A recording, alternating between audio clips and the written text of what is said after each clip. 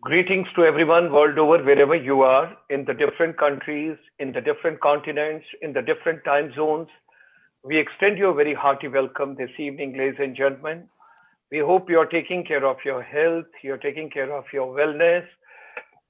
Please look after yourself, stay fit, stay fine, and we wish that the entire universe should be healthy and they should carry the good wellness notes. Our venerable Dr. Dhammapiya ji is a little unwell at this point of time, our Secretary General, International Buddhist Confederation. But in spite of that, he had been very courageous and very kind to come and to be a part of the program. We extend a very, very hearty welcome to our distinguished speakers this evening, those are joining us. The relevance of Buddha's teachings in today's education, the sermon by the global speakers, and we move ahead in this journey. But I think before I proceed and I give details, let Dhammapiya ji say a few words and do today's prayer because I don't want to take too much of time for this. Namo tassa bhagavato arahato samma sambuddhassa. Namo tassa bhagavato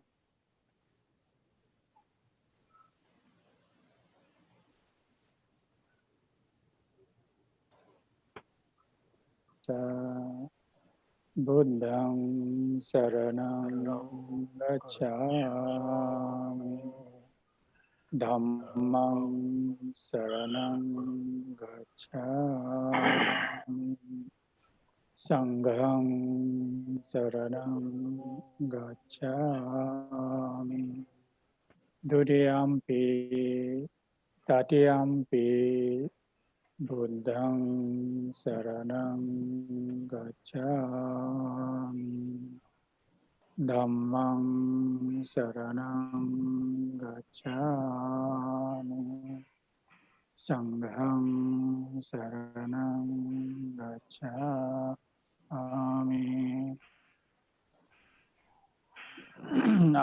I welcome you all to this webinar on the relevance of the teachings of the Buddha, being organized by ICSI, International Chambers for Service Industry. I would request Dr. Gulshan to take on and carry on with the program normally. Thank you. Thank you, Venerable Dr. Dhammapiya ji. Thank you very much. So, ladies and gentlemen, hearty welcome to all of you. And we extend you a very warm welcome from the different countries, different continents, different time zones, wherever you are, wherever you have joined us from. We extend you a very warm welcome. Thank you for joining us and thank you for giving your strength and your vision to us. Ladies and gentlemen, this evening, this is dedicated, Friday evening is dedicated to Lord Buddha. Our chamber, ICSI, International Chamber for Service Industry, which is basically taking care of the non-resident Indians. Those are world over. There are more than 30 million NRIs at present in different countries, in different time zones, and different works, whatever they are doing. So during this coronavirus, we are taking care of the education fraternity, like doctors, nurses, paramedical people. They are the great warriors. They are doing great job. At the same time, our teachers, our educators, our counselors, our principals, our skill developers, they all are also doing wonderful job because 1.86 billion children are at present away from schools and colleges, universities, and they are at home with their parents, but these teachers are trying to reach them the best possible way, whatsoever pedagogy, andragogy, and whatsoever means are available.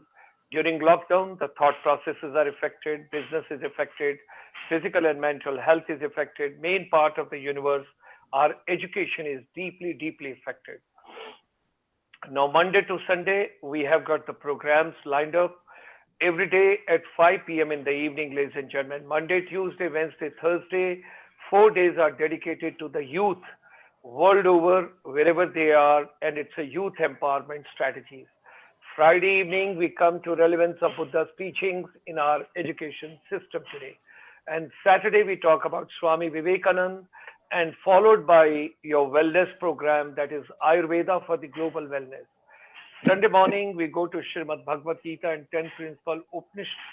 And then Sunday evening at 3 p.m., we go to India ASEAN Trade Series with a focus on Northeast part of India. And then Sunday evening, the last program is Micro, Small, and the Medium Enterprise, because startups, stand-ups, and any entrepreneurship venture. Our chamber is active from morning 9 a.m. to 9 p.m. in the evening, and we try to reach out whosoever is looking forward to any kind of an input. We are always there. This is for the Ayurveda and the wellness we were talking about. This is Sunday morning, that is day after tomorrow morning. Then this is Sunday evening at 3 o'clock. This is Sunday evening at 5 o'clock. So ladies and gentlemen, this all is moving ahead. And Friday evening, it is dedicated, this all vision we got from the Buddha Purnima celebrations, which were in 2016. And that is the time, then our president, he thought about it. And there was Buddhist heritage and pilgrimage journey connecting India, ASEAN, South Asia, and East Asia all together. So our president, the immediate past president, he has done his second Ph.D. in Buddhism. So he was very keen that we should do something with the global confluence of Buddhist followers from the world over. So Living Buddhist Leadership, that is the program which we organized. Thereafter, Dhammapiya ji and our immediate past president, they got together on a common platform, and that was harnessing the well-being of the educators through the Buddhist psychology. And Nalanda University, ladies and gentlemen, whenever we get back to the ancient India and ancient India's heritage, so we think about Pali language, we think about Buddhism, we think about the Buddha's teachings, and at the same time, this particular university had 10,000 students, 2,000 acharyas, and all that being taken care of. And this is the dream project, what we are having at present. And our chamber is committed basically to support the vision and this particular program the best possible way coming up. Our chamber at present is also training 30 boys and girls, complimentary. It's a digital way, and they will become, like you, somebody called tourist guide. So these children will become Buddhist pilgrimage facilitation executives. And they are there to support the people, those are coming to India, visiting various places, how they can be taken care of. They can travel hassle-free. They should not have any difficulty when they're traveling to different places which are related to Lord Buddha, whether they're going to Sarnath, Kushinagar, Bodh Gaya, Rajgir. So wherever people have to travel for pilgrimage, so at the same time, these children will have self-employment, they'll become entrepreneurs, they will have new avenues and new opportunities for them. So our entire series, which we are doing this particular program, making education relevant. And education is to remove the ignorance and to provide the desired knowledge and competencies to every educator and youth for the global peace. And that's what is the teaching of Lord Buddha. We all got to live peacefully. So our chamber deeply believes whatsoever human mind can conceive and believe, it can achieve. Let's get together. Let's all of us be together. With Venerable Dr. Dhammapiya ji, the Secretary General of the International Buddhist Confederation, his vision and his dynamism we are taking. And I'm thankful to our sister. She moderates every week the deliberations. Dr. Christie Chang from Taiwan, the Joint President of International Buddhist Confederation, Chair International Planning Committee of the 17th Sakyadhita International Association of Buddhist Women. Professionally, Dr. Christie Chang is a prolific linguistic and linguist, translator, and educator, leading council on international education exchange in Taipei for the past 20 years and currently serving as the international education consultant at National Shanghai University in Taiwan. So ladies and gentlemen, we extend this evening a very hearty welcome to Dr. Shobha Rani Dash, Associate Professor, Department of Buddhist Studies, Otani University, Kyoto, that is in Japan. So we extend her a very hearty welcome. She holds her Masters of Arts and M.phil in Buddhist Studies in Delhi University and the Ph.D. degree from Otani University, Kyoto, Japan. At present, Associate Professor, Department of Buddhist Studies, Otani University, and Executive Director, Shin Buddhist Comprehensive Research Institute at the same university. Special interest she has on to the manuscriptology, women, and Buddhism. We extend her a very hearty welcome this evening.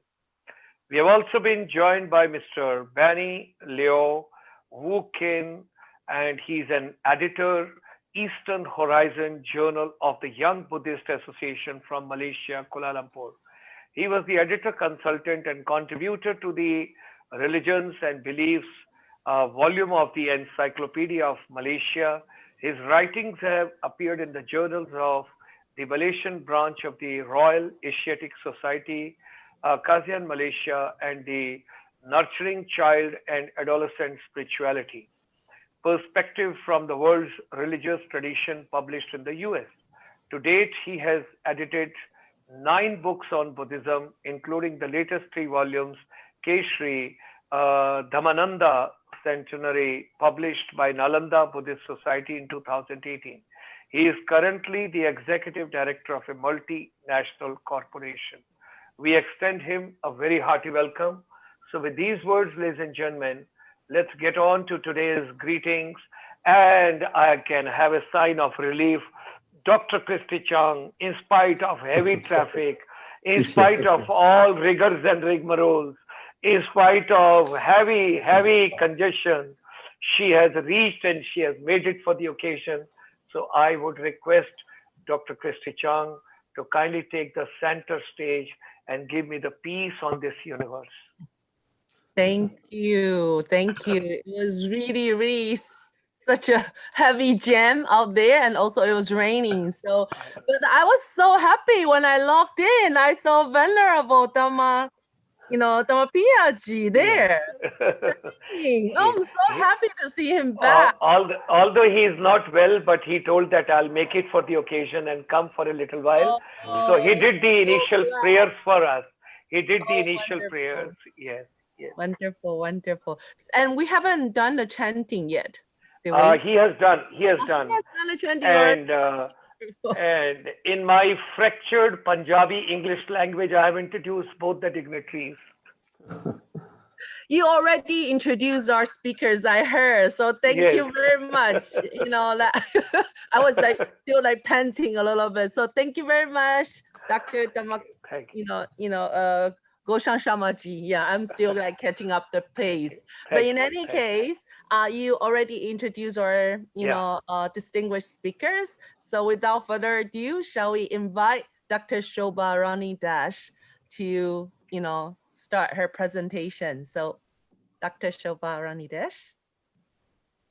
Thank you very much. Thank you, my sister Christie and Dr. Sharma and Bhante Dhammapiya ji and my friend today I saw for the first time, Mr. Beniliu. So I'm very happy, and it is my personal gratitude to when Christie told me that whether I would like to be part of that. Immediately I wrote her, of course, because since the last 25 years, in a way I am very far from India, and my friends in India who are more interested for Buddhist studies and Buddhism and Buddhist way of thinking and all these things.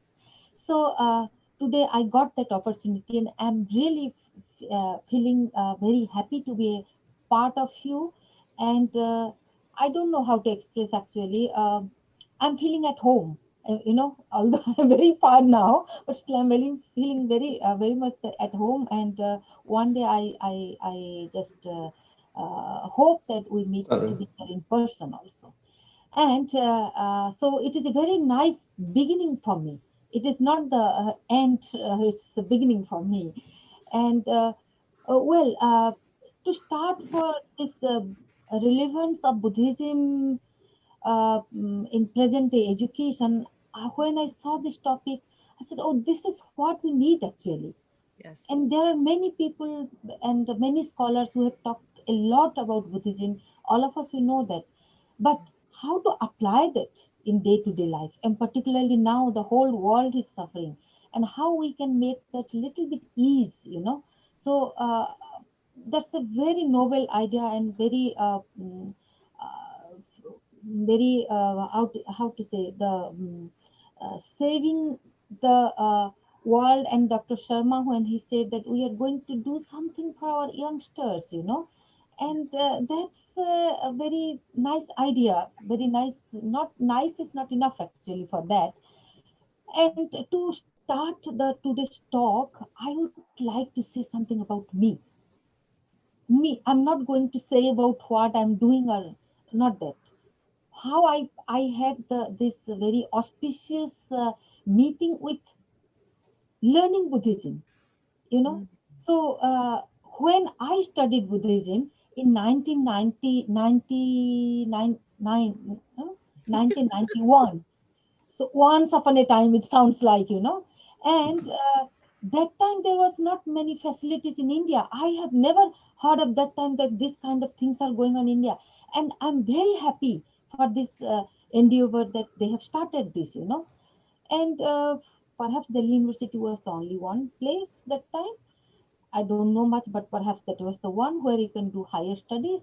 But I learned Buddhism when I was in my school. That okay, little bit about Buddha's life. He was a great person. He got his nirvana and something a great knowledge. That's all. I'm from Odisha, and it was in our textbook. So when I went with I was in the education department that time, but I just went to Buddhist studies department with one of my friends, and I said, "You are studying Buddhism, okay? Buddha got his nirvana finished, na? What are you doing then Ph.D. and all these shots in Buddhism?" It was beyond my imagination that such a great world is there to know, to explore, That was the time that time. I'm talking about more than 30 years before now. And I went there and I saw the department, very few people like me, lay people, lay students. Mostly it was by Buddhist, our venerable monks and nuns or sisters. And I saw that kind of people. I mean, I'm very sorry to say that kind of people, but in that kind of robes and with 7 head, it was something very strange for me. And I felt, I don't know what happened to me. I immediately joined the department. I said, okay, I want to learn. I felt something. I can't say some that. But then, okay, then I came to study here, and now I'm going to say something about Buddhism and this how it is relevant, or how we can make it relevant actually more. And where I teach and where I studied also here in Otani University, this is one of the oldest Buddhist university in Japan, about since 1665. So we learn here Buddhism, not only Buddhism, but we have many, like normal university, we have many faculties, departments, etc. But there is one subject that the students, the first year students, when they join join our university, they must learn. And that is the very something new and very peculiar of my university. And that is called, I don't know how do they pronounce that in Chinese, but it is called Ningen Gaku. Ningen means human being, and Gaku means study. So if I translate that study of human beings, it sounds very strange for a course, So through that, I would like to say something. And whether he joins the computer department, the student, or whether he joins to Buddhist studies department or literature, but that is a compulsory subject that he has to take. Then why? What do they learn there? And there we teach them Buddhism, not Buddhism in the sense that all this very high stuff of Buddhist knowledge or philosophy or all these things, but small, small stories of Buddha's life, not very complicated, small, small events, small, small his teachings. What is dukkha then? Okay, what is dukkha? Whether when we say the small students, young students, 18, 19 years, everything is, Buddha said everything is dukkha. We said, no, we are very happy. We are very happy with our life. Then we then slowly go through that to teach that how dukkha is there, how we can make our life dukkha, and dukkha is there. And in that way, small, big philosophy of Buddhism, we make it in a very simple way to present them. So that's what we are doing that um, in this human studies course, you can say. And unless and until one gets credit in that, he cannot be promoted for the next year. So it is a compulsory thing. So what is our purpose? What is our purpose for that? We don't want to make them Buddhist. It is not a religious movement or nothing. But we want to say that although it is a Buddhist university, we want to say the students, we don't care. Just like now Dr. Sharma said that people from everywhere, they are most welcome to this to be part of this discussion. So we also say that you belong to whatever country, whatever your field of interest, doesn't matter, but something basic thing we should learn to think about you as a human being, to know about you more as a human being, not for others. But in the same time, when you know about you, what you want, what, why I'm here, what kind of life I'm doing, a kind of self retrospection, then automatically our relationship with others, it develops in a better way. So that is a course we have developed here, and if I'm not mistaken, this course is going on since the last more than 100 years here without any change. The teachers are changing, of course, we can't live for 100 years, but the course is that, and the theme is there like that. It is not yet changed. And I feel very happy for that, to be a part of that program. And another thing, because I don't have this is my job. When I get a chance to speak, then I go on speaking. So, but I know I have to restrict myself to 15 minutes. So please stop me, Christie, if I'm violating your time rule. And another thing, what we say very often here in that class, that in that course, that a small story from Buddhist text we present. Everybody, all of us, you also know, and I think most of our brothers and sisters who are listening to us, they must be knowing, that is Kisa Gautami story. A lady called Kisa Gautami, the theme Kisa. So she lost her baby, and she wanted her baby. She was so much overwhelmed with the dukkha that she wanted her baby, wanted her only son to get back to life. Buddha could have said, like other people said, oh, so he's already dead. How can you do that? I'm not a magician. But he didn't say, and he asked to get some mustard seeds so that make a medicine, and so all these things. And Kisa Gautami got to know through her own experience that everything is impermanent. Even her small boy is impermanent. But Buddha could have said her, okay, everything impermanent. One day you will die, one day I will die. So this is the time, and your son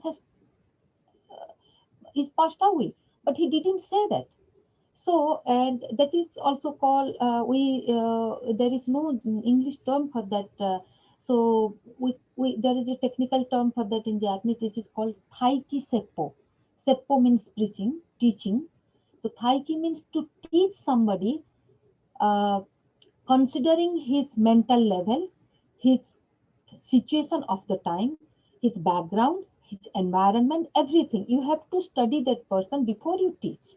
So I think that is a very good, noble idea of Buddhism to use that. I think that is not a old thing, old thought, 2005 years, 100 years before what it was. I think that is relevant that time also, now also, and it will be relevant as long as we human beings are there. And that is why we use that, and that we use, at least in my class I'm doing that we call that now in very technical terms active learning, problem-based learning, this PBL style and all these things. So this project-based learning, that kind of thing. Buddha was doing that 2,500 years before. Now we are not doing something new, you know. So that kind of to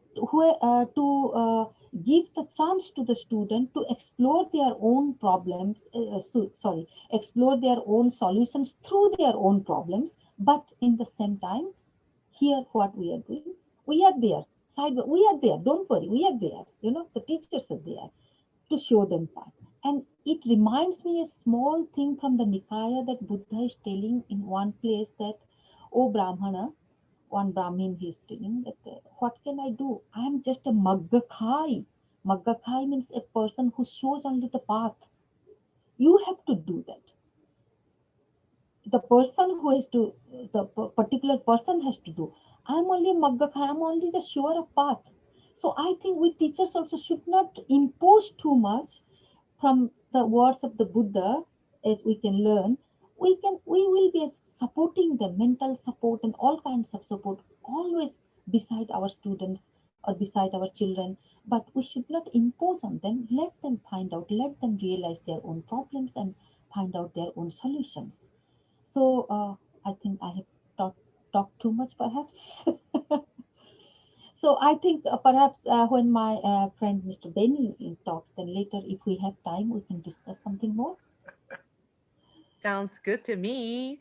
I'm sure that Dr. Gulshan Sharmaji is very happy to have rediscovered his Indian sister. I meant to bring her here to give you a surprise. You're happy, right? Credit goes to Christie. And she comes from Odisha, Yeah. and the principal secretary to Prime Minister to India is from Odisha, Okay. and Petroleum Minister of India is from Odisha. So she is in a very high position. I'm in a high position because today I'm really happy that I'm a part of this. So Thank you. Wonderful, wonderful. Okay, so without further ado, may we, invite our brother Benny Liow to give her talk. So, brother Benny Liow, the floor is yours. Hey, thanks, Christie. And it was nice listening to you, Dr. Shobha. It was great. That's wonderful. Now, I've got a couple of slides. Let's see if it works. Yes. Yeah, let me see if I can share the Please. screen. Yeah. Yeah, you can share. Yeah. Okay.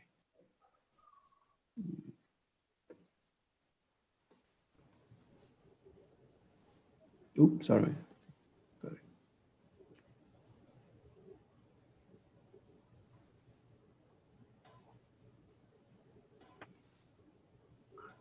There you are.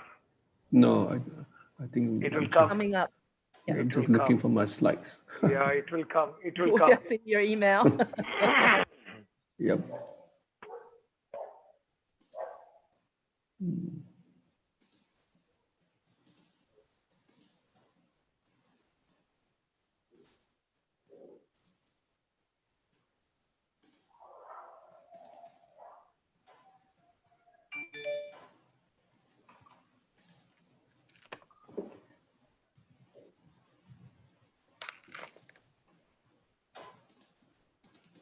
Can you see the slides?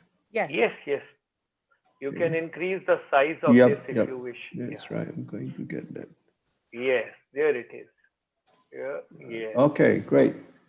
So I thought maybe I'll just spend about 10-15 minutes just to share with you my thoughts on Buddhist education. And I think if you look at Buddhist education, the Buddha, for example, in one of the 9 virtues that we describe him, he's also known as a teacher of gods and men.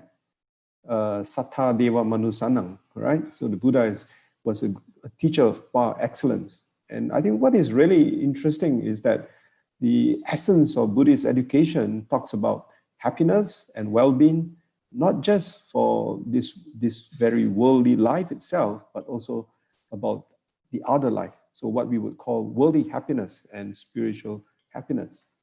So if we look at Buddhist education, I think we need to know what is the purpose of Buddhism.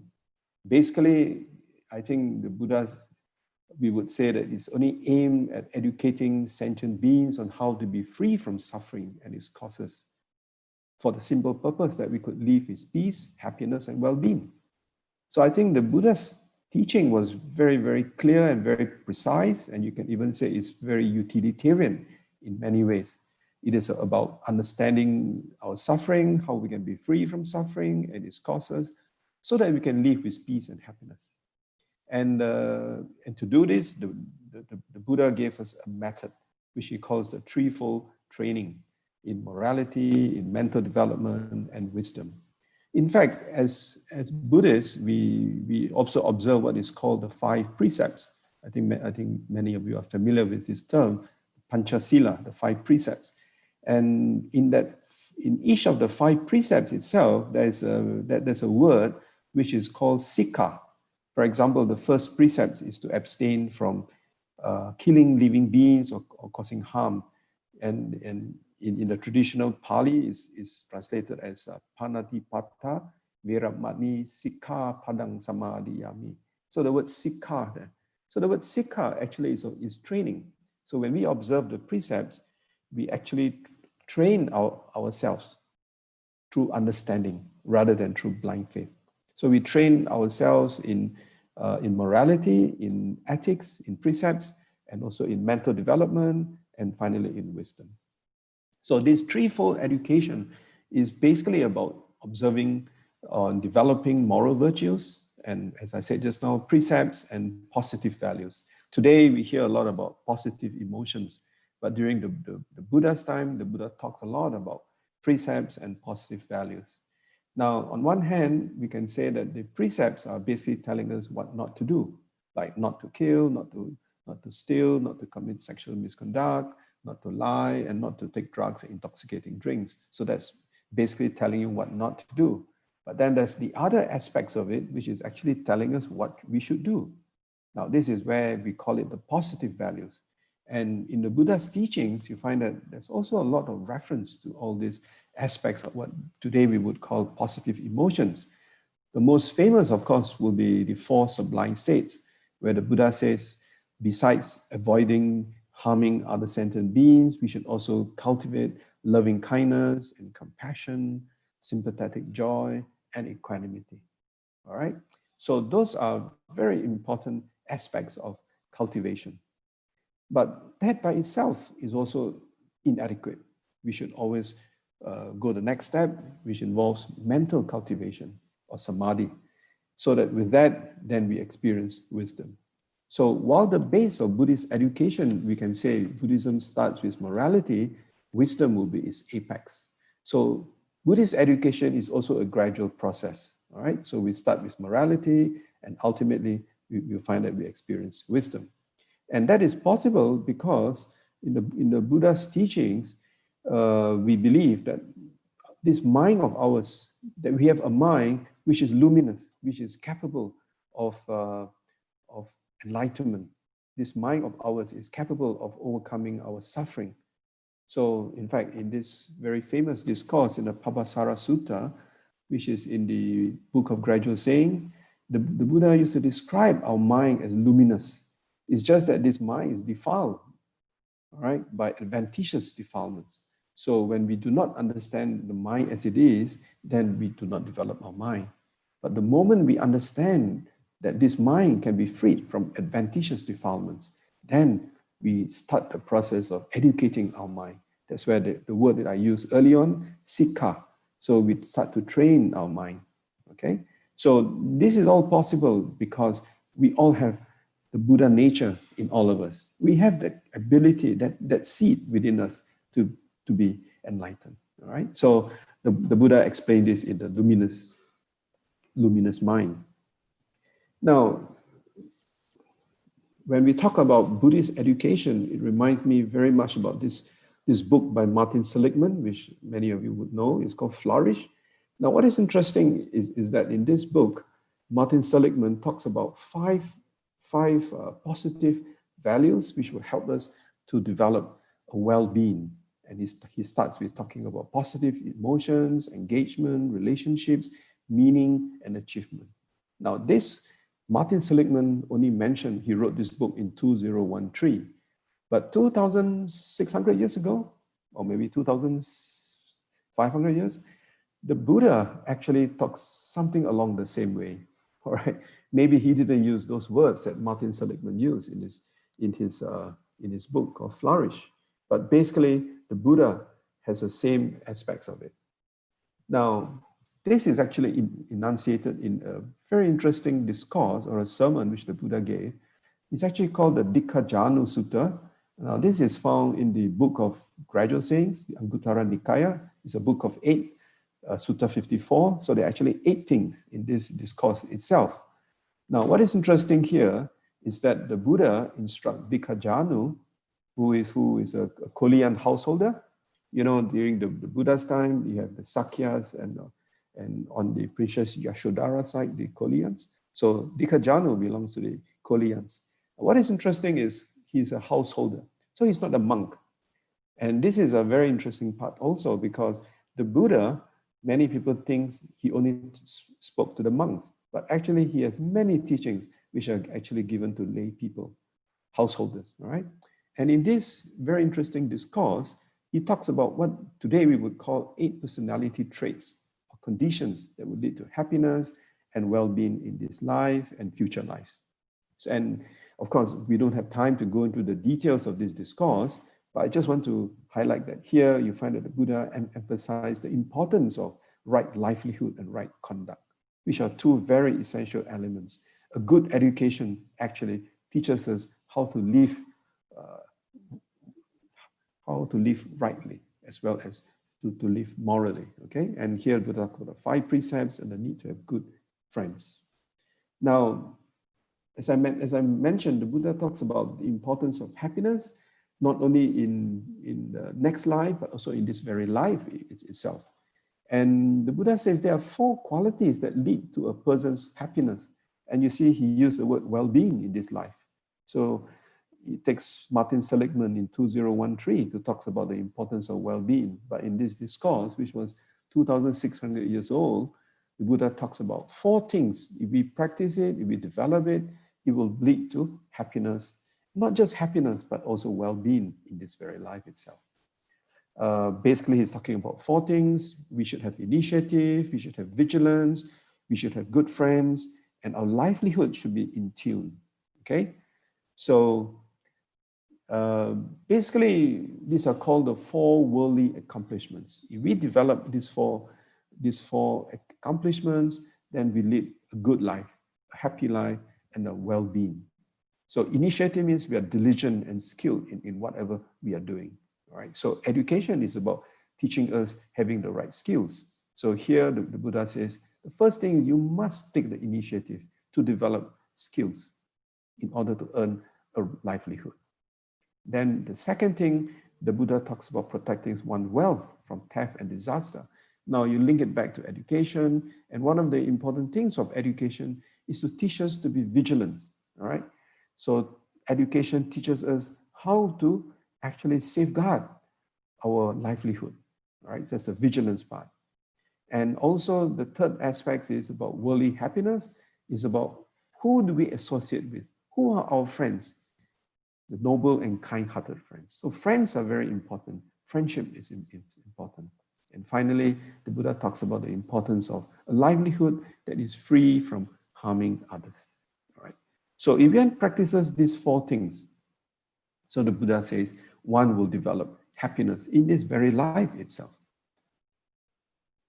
But at the same time, the Buddha's teaching is also about spiritual well-being. So while we have worldly well-being, likewise, the Buddha says there's also spiritual well-being. And 4 qualities that lead to happiness and well-being in future lives. And what are these 4?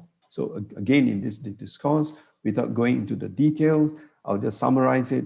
The Buddha talks about 4 things: conviction, virtue, generosity, and discernment. All right?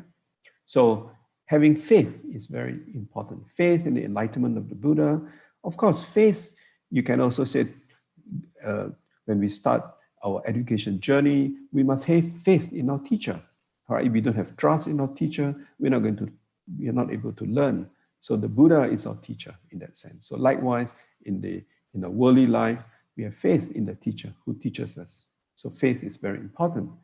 And then the second one, the Buddha talks about morality. Now, living a good life exemplified by the 5 precepts. So in the Buddhist teachings, the Buddha talks a lot about the importance of precepts, because precepts are actually like guidelines for us to lead our lives. Now, thirdly, the Buddha talks about the importance of generosity. Now, because in this world, there's so much suffering, there's so much pain. So let us not be a cause for further pain and suffering of other sentient beings. And one way we could do that is when we develop generosity ourselves. So there's a Pali word here, it's called chaga. Maybe some of you are more familiar with another Pali word, which is called dana. So the word the Buddha in this case have used chaga is because we're talking about generosity, which is based not on any negative emotions or negative motivation, okay? And of course, finally, the importance of wisdom. Now, wisdom is also a very important part.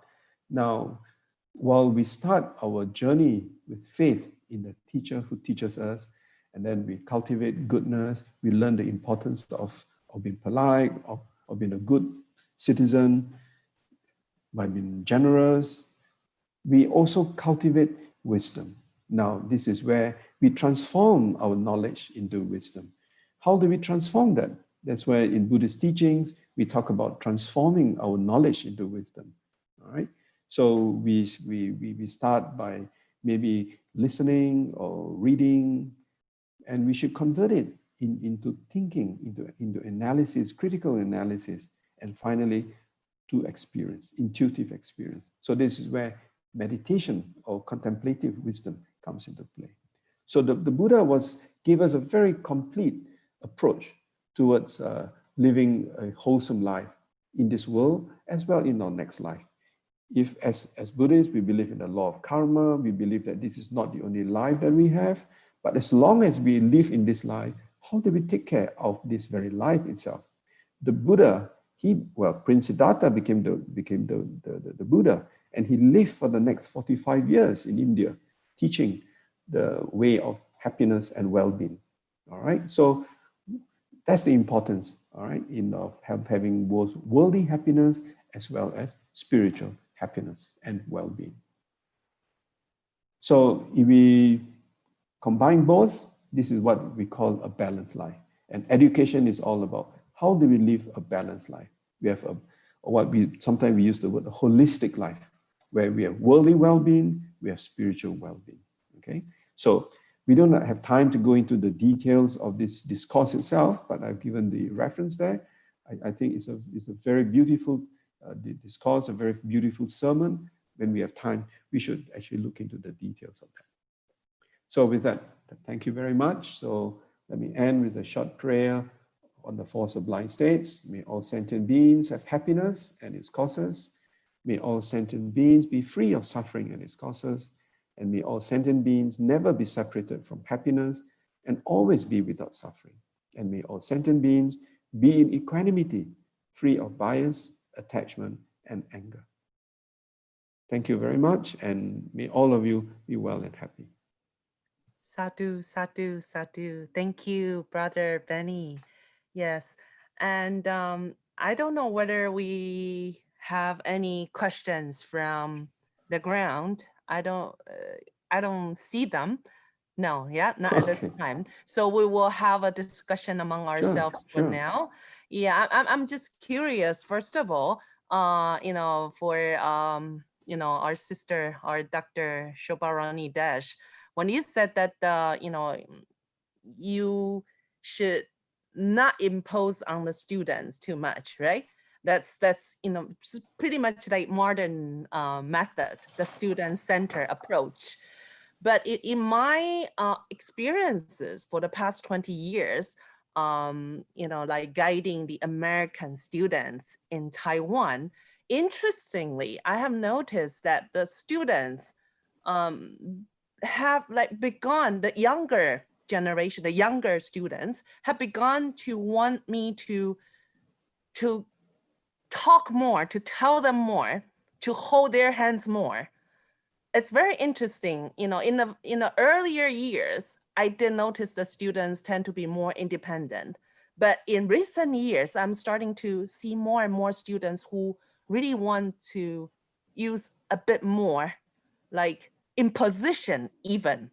Please give me more like homework or exercise or stuff like that. What do you think of that? I don't know about your experience.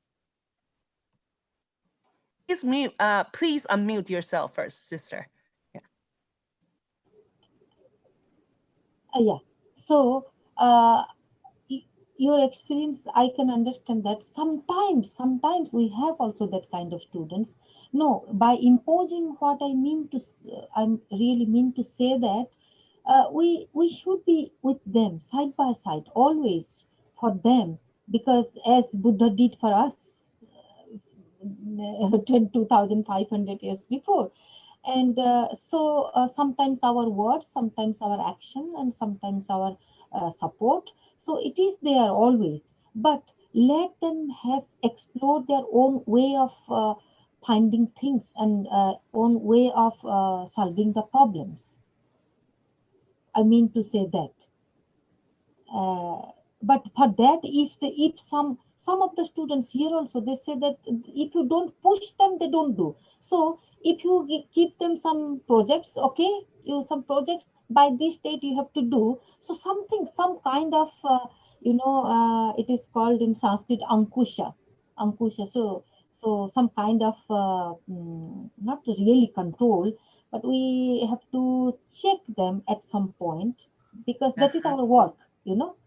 Yeah. So you are going this way. No, Magga Khai, it is there in the Nikaya. So we have to show this. No, we have to divert little bit, but you have to go yourself. You have to find it out. So that is the thing. I mean, as all of you know that Buddha has taught his teachings are 84,000 teachings, you know.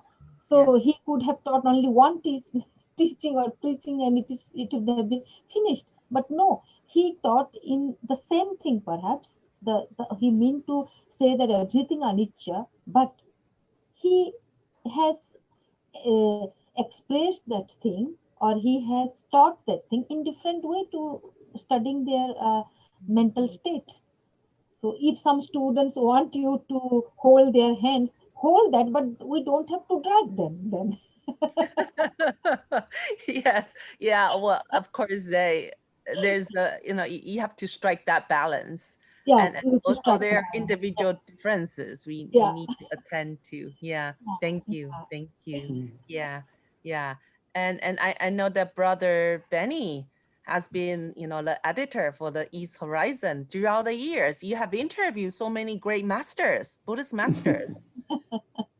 So Yeah. I'm curious. I'm just so curious about your experience, which master in particular impressed you the most in your interview? I mean, relevant to our discussion of Buddhist Yeah, education here. Yeah. I think one of the things that I learned from interviewing all those great masters is that human beings are so different, right? We all have different personality traits, and when you talk to these masters, they are very skillful, because each of the master, they are skilled in their own way.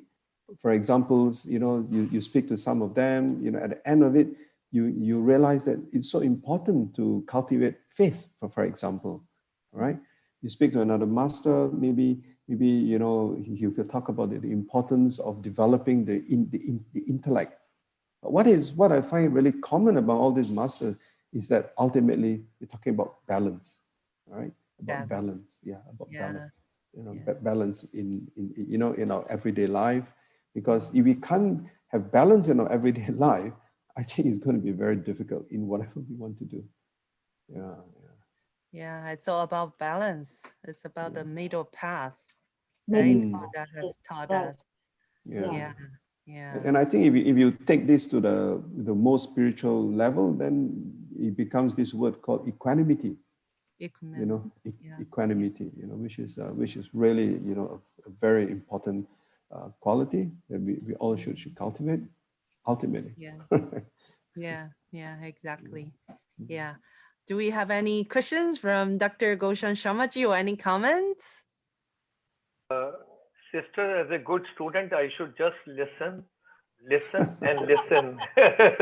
No, you almost, you know, how do I say? I don't want to say cheated, but I mean, like last time when we had only one speaker, you really like opened up. You're not just a humble student, you know a lot. And of course, we have our See? Venerable Dr. Dhammapiya ji here with us. Yes, Maybe he yes. will also say something. But you first, Dr. Gulshan Sharmaji. You're ready. Sister, my great concern is, and I would like to be very practical for certain things. Whenever I see married families, those are following Buddhism, and their children are grown up now, those children have to have some outlet. They have to have some kind of a job. They got to have some kind of a work, and they got to have some kind of an occupation. And I personally feel nothing could be more pious, nothing would be better. See, because if I follow a particular thing, then I'm doing with dedication, I'm doing with devotion, and spiritual path when I'm taking, then my intentions are totally, I mean to say, selfless service, is something like that. So these children, those are getting grown up now. My concern is only that we should groom them, we should train them, and those of them, those are interested to take care of the Buddhist pilgrimage part. That means facilitating the people, those are coming for Buddhist pilgrimage. They should be given best of service. They should be taken care of the best possible way. They should travel hassle free, whether they are traveling by air, by road, by train, by bus, whatever is there. Secondly, their food part. Third is their stay part. Fourth is the guiding services which has to be given to them. And see, when you explain a particular monument, the way you explain, you create a curiosity to know more about it. When I hear our brother Benny, or when I hear my little sister, Dr. Shobha, so I'm curious to learn from them. I want to pick up the best from them. So those children, I think they will give better service than anybody else outsider who is just doing a commercial cause and who is not from that particular path or pathy or area or community or whatever we call it. Then the last part comes, how do they make their journey to India? Because Bodh Gaya, I think every Buddhist would love to come once in lifetime. And my heart feels pained, deeply pained. I do not know. I do not know how to express. It is humanly possible. It is spiritually possible. It is politically to be made possible. It is bureaucratically to be made possible to provide the best of services over there. Hygienic, neat, clean, best of services. So anybody coming over there, they should get that solace, that kind of, I don't know, from that visit, whatever devotion is coming from the visitors, that should get the reality, and they should feel, yes, we had gone once in a lifetime to Bodh Gaya. Why can't we make the infrastructure? Why can't we make the services? And why can't we make everything? Because so much, I don't know, so many policies are being made, so much is being discussed, and so much is being talked.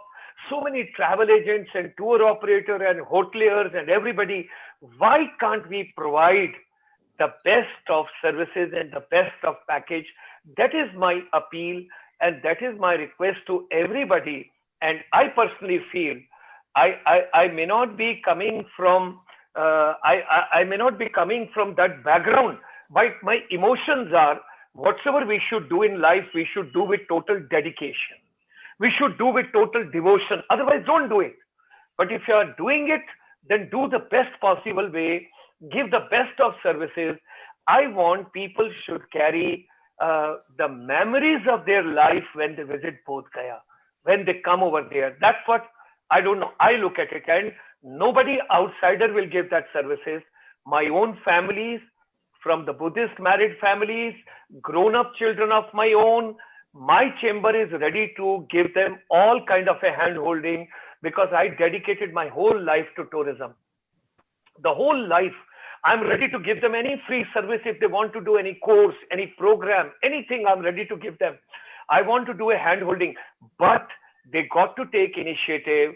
They got to arrange charters. They got to arrange services. They got to provide services. They got to make every pilgrim happy. They got to take care of everything. That's what, I don't know. I look at, that would be the greatest service I personally feel my chamber can do. My dream is anybody coming over there, they should say wow factor. That look, this was my dream. I should come to Bodh Gaya. I should go to Sarnath. I should go to Kushinagar. Not that unhygienic and bad roads and scintillating. On the way, you are having a stomach upset. You are going, you're having health problems. I'm sorry. I think we got to package all the services before we call somebody home. If I'm calling my sister, Dr. Christie Chang, at my home, first of all, I must know what does she like. What would she like to eat? What would make her happy? And I should be standing on the door to receive her. And till the time she leaves my home, I should, in a very humble way, try to give my best. Even if I don't come to her expectations, at least my gesture is there. That's what I look, sister. Well, we all hear you. We all feel your passion for that. It's a very beautiful initiative. I'm sure that none of us would disagree with you. And we really want to clone you, actually. We should clone you directly. Has the Buddha taught anything about how to pass on that passion to our younger generation? The first time when I met Venerable Dr. Dhammapiya ji, he was not knowing me. I was not knowing him. I just met him. I went to him. I walked into his place, and I asked, he told, would you like to have anything? I said, yes, I would like to have a cup of tea. And that is the day, and till date, I'm telling you, I feel I have a younger brother in him. Biologically, he is my younger brother. Spiritually, he is my eldest brother. But biologically, he is my younger brother. I feel that I have to do something in this lifetime, because he wants to do something, and for education. So I'm going to say, I would like to dedicate my last drop to him, whatsoever best we can do together. And sister, you are doing a great, phenomenal kind of a thing, getting people like Benny brother, getting like Dr. Shobha, and getting so many people every week. I'm so grateful to all of you. I think my request is, we all have to get together. We all have to get together, because I don't know how to put it across, because unless you don't show the quantity, unless you do not show the quantity, the message doesn't go deeper. The message doesn't go deeper. You got to show the quality. Yes, it is there. But sometimes from the chamber, you got to show the quantity also. It is very important for me. Tomorrow, if I want to go to the Chief Minister of Bihar and I want to tell him that, look, you got to make Bodh Gaya as a #1 place, he would say, who are you? Where are you coming from? How many people are behind you? And if I say that, look, millions of people are behind me, he'll say, okay, come have a cup of tea with me and sit down, and we will do Bodh Gaya the best place. So I have to do that. What do I do? It is, the world is that way, sister. World is that way. Yeah, I think Dr. Shobha want to say something. Yeah, may I? Yes, please. Yeah.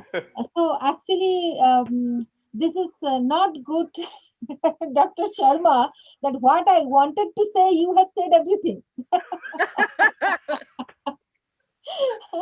No, actually, but I didn't know, being the first time here, I didn't know whether this is the right place to, I should say that kind of thing. Dr. Shobha, Shobha, as an elder brother, there is no place to be thought if your emotions and if your feelings are true. One should not be worried about the world. If I am serious, if I am sincere, I need not to be worried. I need One not of to be. yeah, one of Yeah. my elder sister, my project colleague also, she is now listening to that, and I'm much sure that must have been inspired much, because she's also facing some kind of problem. I'm also part of that, and we don't know how to do with limited resources and limited people and everything. But I think We Dr. Sharma, what he said us, that is enough for us to move forward. Thank you we so much. all have to get together. We all Yeah, have to get together. yeah, Follow Dr. Dhammapiya. Let him take a lead, and I will put my entire weight behind, because he is for the good cause. yeah. I'm supporting his dream project because he's for the good cause. He's Sadhu, for the sadhu. humanity. And I want that I should get the first delete from that university when it comes up over there. I should be the first delete over there. Yeah, I'm telling yeah, I'm telling all my non-resident Indian brothers and sisters world over, all corporate, I'm telling everybody, don't waste your money anywhere else. Just spend on human development, education, education, and education. Don't spend money anywhere else. And don't construct buildings. No building will go from here. Alexander, when he had gone, he put both his hands out of his coffin and he told the whole world, see, I am not carrying even a pin with me. Everything is going to be here only. So let's develop the humanity. And that's what Venerable Dr. Dhammapiya wants to do. He's doing a good cause. He's for the mission. He's with a very noble cause. And that's why I want to stand just behind him, because spiritually he's far ahead of me. But biological, I can always take advantage. There is no problem. and just to add one more thing related to that, may I? Yes. Yeah, Please. yeah, because I don't know this time limit and all these No, it things. is Dr. Christie's platform. You can take as much time as you want. Okay, because we are very much sticking to the time, and We want to feel everybody comfortable, yeah, everybody happy. Yes. yeah. In the beginning, I was little bit feeling awkward seeing everybody first time except my sister Christie, but now I think I'm already at home. So So you mean to say, you mean to say Sister Christie made you comfortable? Ah, no, we didn't know I knew about it. her only, but nobody else for the first time I saw. Brother So Benny, you got to understand that. She told, after seeing Dr. Christie, I was very comfortable. Ah, I didn't say that. okay, okay. No, Please go ahead. yeah, please. Sorry to disturb you, but what I would like to add something, the real problem.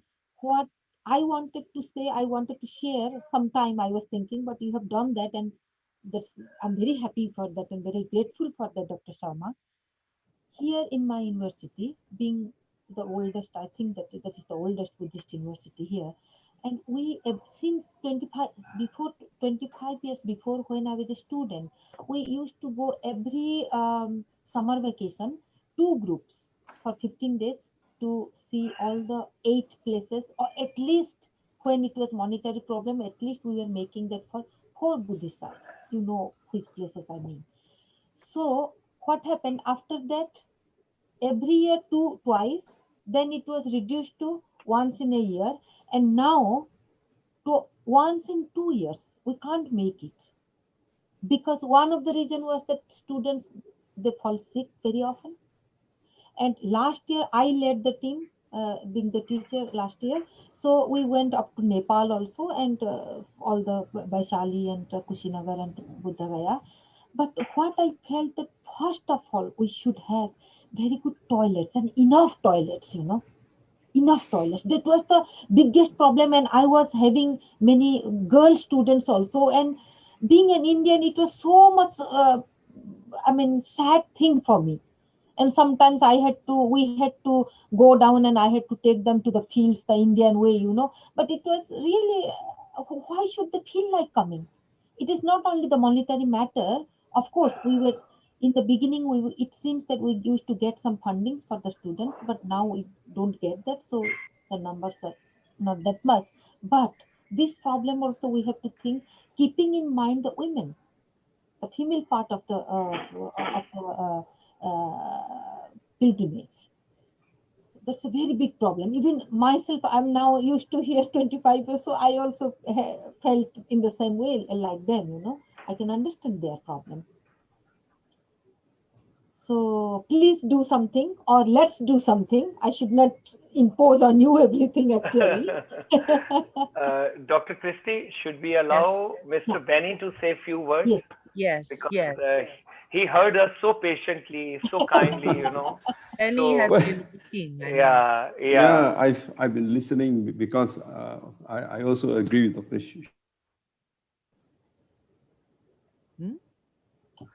You're No, frozen. When I was in something India, with his Bukaya headphones, and yes. in Okay. Sarnath. Yeah. But I think that we obviously we need to do something, but I'm not sure whether is it coordinated, you know. So when it is not coordinated, then I think we will take a much longer time. So if there's a better coordination, I think the funding, I was told, is not really an issue, but you know, like I remember even when I was in Dharamsala, so you know, at least the toilets there are much better. She's right. She's right. She's right. What she has mentioned, that is a basic need, you know, which has to be created. Dr. Shobha, I would like to give you one key point, very important, that ICCR is inviting people from Japan now. So please meet. There is a lady called Ritu Agarwal in Japan. Ritu Agarwal. I'll pass on her number to you, her details to you. She's the one who is responsible to take 300,000 Indians to Japan from India under that exchange program of 3 years contract between both the prime ministers. So I would give you her contact, get in touch with her, and ICCR, Indian Council for Cultural Relations, is getting some people from Japan on a complimentary basis to India. In that, you can get about 20-25 students of yours. I'll tell you how to go by. Dr. My sister, Christie Chang, because Venerable Dhammapiya ji patiently is watching because he is not well. And now Dr. Christie Chang. Yeah. So, well, I think it's wonderful that we have this conversation, very practical discussions and everything. But with Dr. Gulshan Sharma ji there, I surely have faith in the improvement. You know, like Brother Benny was mentioning about the coordination, and I think that's exactly what the International Chamber for Service, you know, industries is for, right? Dr. Gulshan Sharma ji talked about training the student ambassadors. I think that's a really the right direction to go. I personally hope, you know, really high expectations of that, and I would really love to stay updated with that. And so our venerable Dr. Dhammapiya ji, you look a bit like rested here. Are you going to give us some of your comments, or?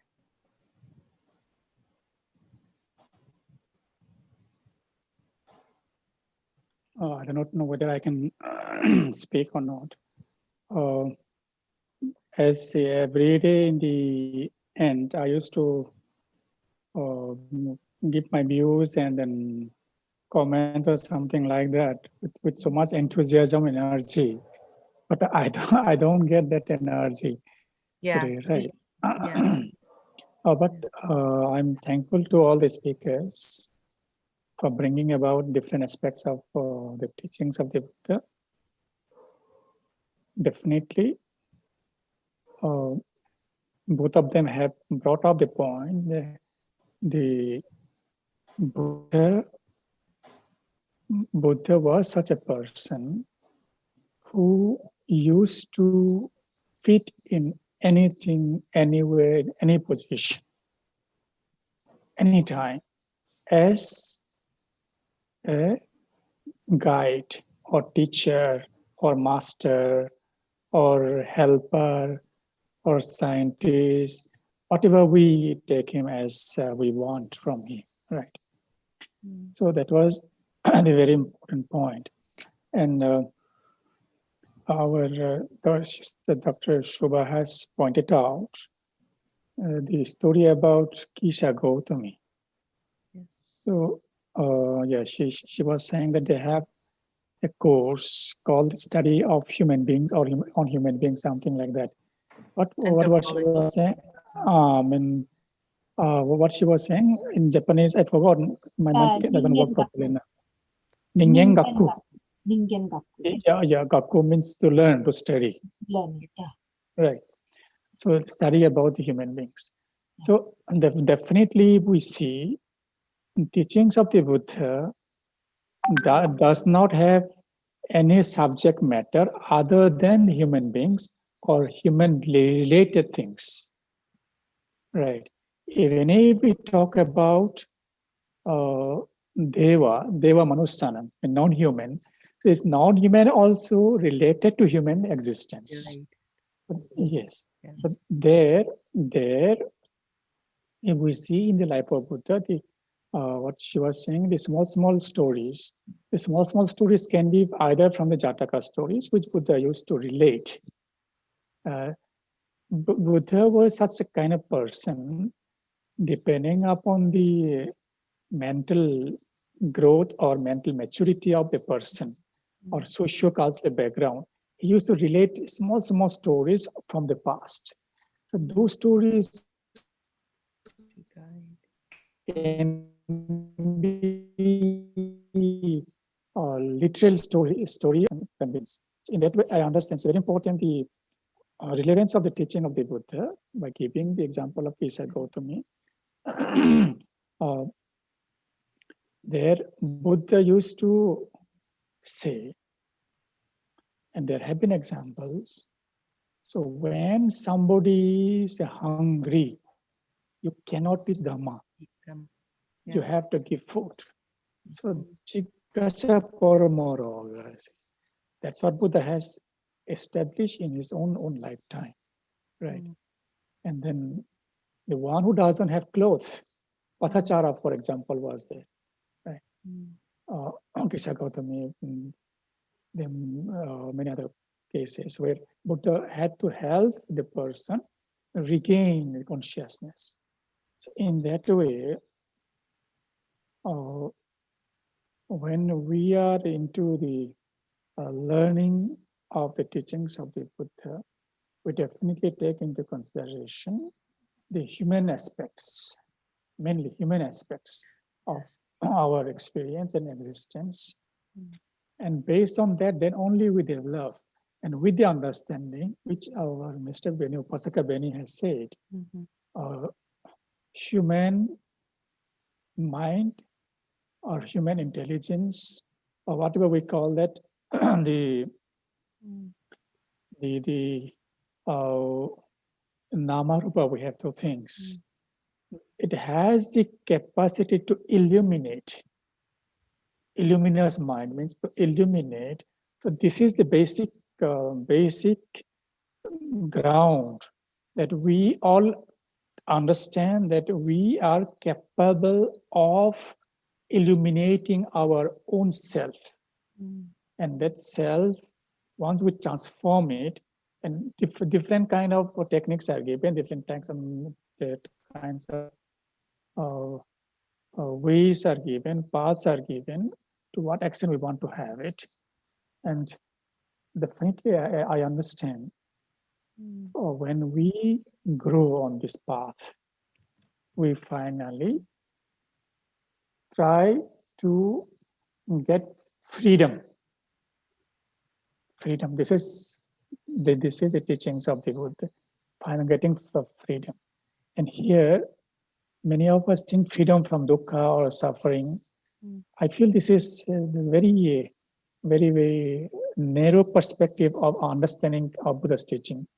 If we say only getting freedom from suffering, the dukkha, if we use only the term, this is actually first thing is we have to get freedom not from suffering. Suffering will be gone by itself. The freedom from our whatever we have, the ignorance, you see. Ignorance is a very important thing. if we do not get freedom from ignorance, if we keep on telling I, you, me, mine, when all sort of things you see. So long as we keep telling all this kind of things, then these dukkha, all this kind of whatever we call, they will not be they will got rid of. So that is what I have been telling. First and foremost thing is to get freedom from whatever we call the you and me kind of understanding of the things. Right. Anyway, thank you so much. And I tried to speak. We are very happy to hear you speaking. Yeah. It gave me some pasina, no? Sweating. I'm sweating now. Okay, I think we'll have this closing chanting. Yes. Yes.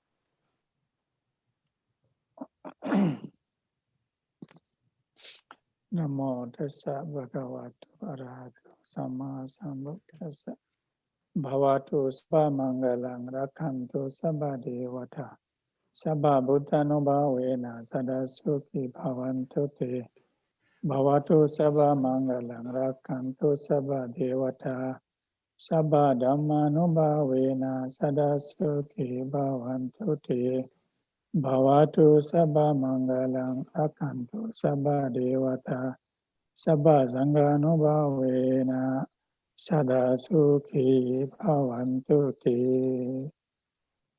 May all beings be happy and peaceful. Okay, thank you so much. Thank you so much. Sadhu, sadhu, sadhu. Please take good care, Venerable. Thank you. Yes. Take care, everyone.